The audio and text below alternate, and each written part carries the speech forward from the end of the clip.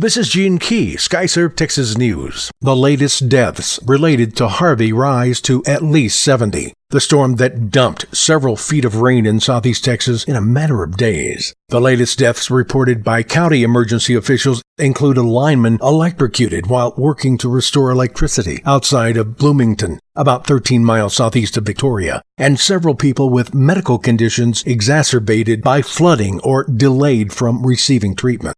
A Texas official says the state gasoline supply is recovering quickly after shortages blamed on hoarding and panic buying due to Harvey. According to the Texas Railroad Commission, any shortages likely will be resolved within the next couple of days. Pipelines are all operational again, and supply truck companies are working around the clock to get gasoline from terminals to local gas stations.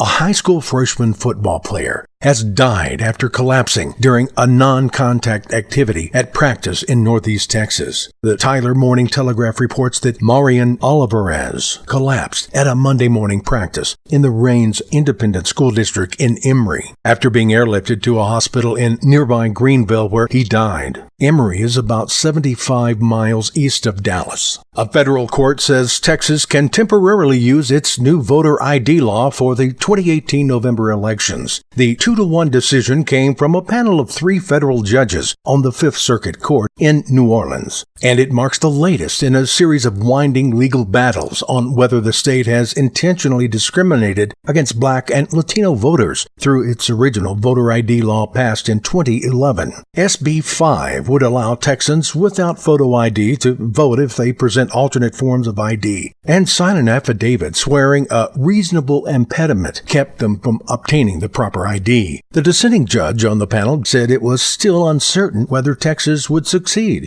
In Texas-related business, after a week that saw roughly 2,800 flights canceled due to Hurricane Harvey, Southwest Airlines estimated Wednesday that the disruption from the storm would cost the Dallas-based carrier up to $50 million. American Airlines hasn't released its impact statement. The U.S. trade deficit is expanding slightly according to Commerce Department's July data indicating a decline in exports. The holiday season for Toys R Us isn't looking promising.